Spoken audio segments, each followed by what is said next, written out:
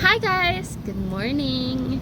Gusto ko lang mag-share ng devotion sa inyo ngayon, and this is all about spiritual wellness.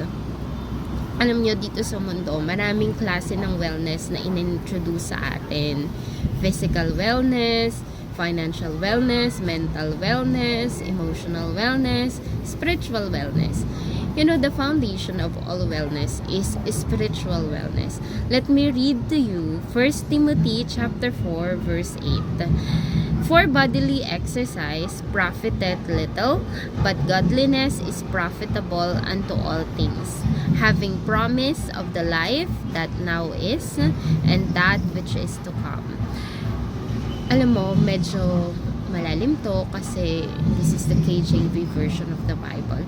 Pero kung pag-aaralan natin siya word by word or the sense of it, sabi niya dito, for bodily exercise profited little. Dito sa mundo, we try a lot of exercises, we bring ourselves to do sports para lang maging healthy tayo. And physically well. Pero at the end of the day, meron pa rin talaga or magkakasakit pa rin talaga tayo. Tatanda pa rin talaga tayo. But godliness is profitable unto all things. Yung manner of life natin na kung saan makikita si Jesus Christ, na kung saan magiging godly tayo in all aspect, yun yung mas malaki ang kapakinabangan sa atin. Having promise of the life that now is and that which is to come. So, yung buong buhay natin profited or makikinabang ng lubos kapag nag-focus tayo in spiritual wellness. I'm not saying na huwag ka mag-exercise. I'm not saying na do not do sports or any other stuff. But what I'm saying here is the foundation of all wellness, ang priority natin na wellness, dapat is our spiritual wellness. Paano nga ba tayo magiging spiritually well? Paano nga ba natin ipapractice yung godliness sa ating buhay? Let me read with you Joshua chapter 1. This is actually my most favorite verse kasi napakaganda ng promise ni Lord sa verse na to. Joshua chapter 1, I always teach this to children na tinuturuan ko, and I always remind them na ito talaga yung foundation of the Word of God. Joshua chapter 1 verse 8.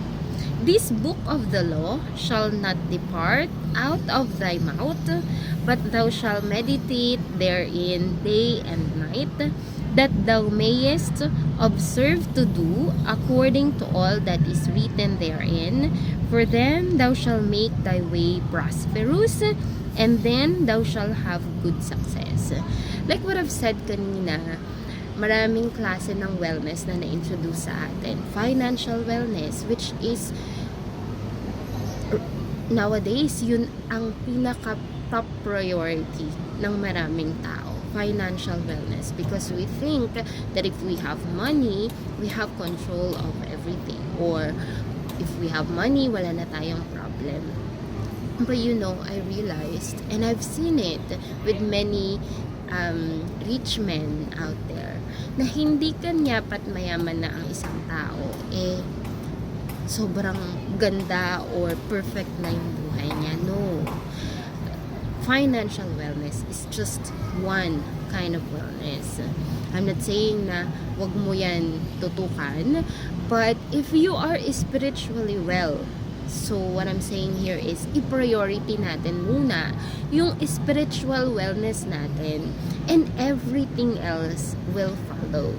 Once we are spiritually well, we will be financially well, physically well, mentally well, and emotionally well. Alam niyo ba yun?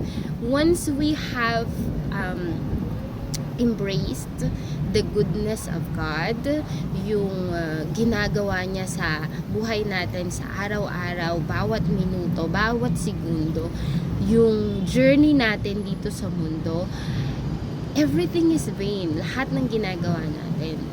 Actually, sabi sa Ecclesiastes, all is vain. You know what's kung ano yung pinaka-importante? Sabi niya, my conclusion of all matter is fear God and keep His commandments. So this is godliness. Sabi dito sa Joshua chapter 1 verse 8, ang aklat na ito ng kautusan ay huwag mahihiwalay sa iyong bibig. So dapat pala our manner of life, yung bawat salita na lumalabas sa ating bibig should be the word of God. Di ko naman sinabi na maghuli-huli ka dyan or you know, magpakitang tao ka na makajos ka. But the manner of life is obeying what the Lord has put in His words or in His Bible na maiput into action natin siya.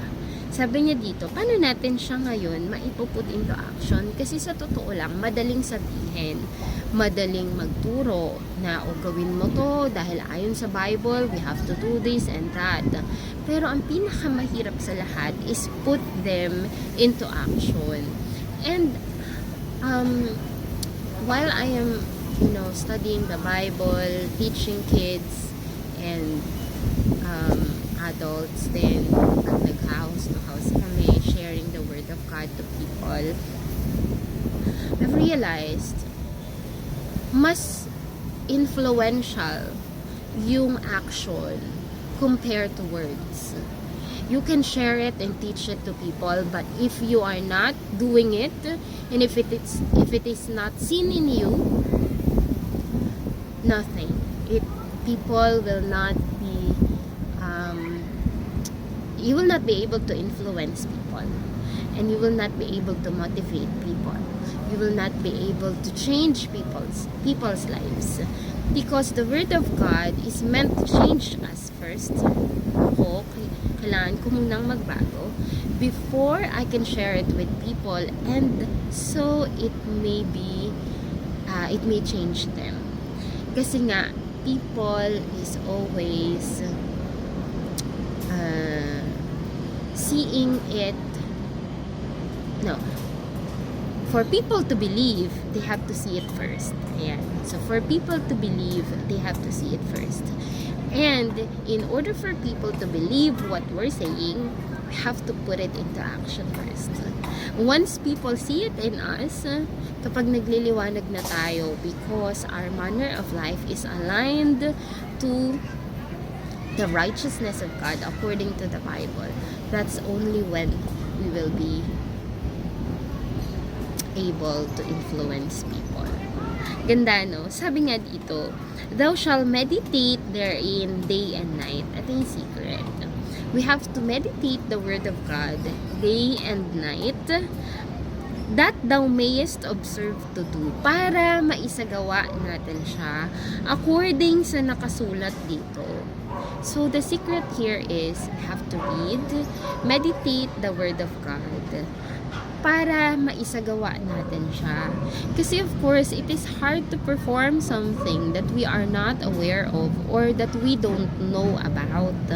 Paano mo maipuput into action na isang bagay na hindi ka naman familiar or hindi ka naman fully buy out or hindi mo naman talaga pinag-aralang mabuti.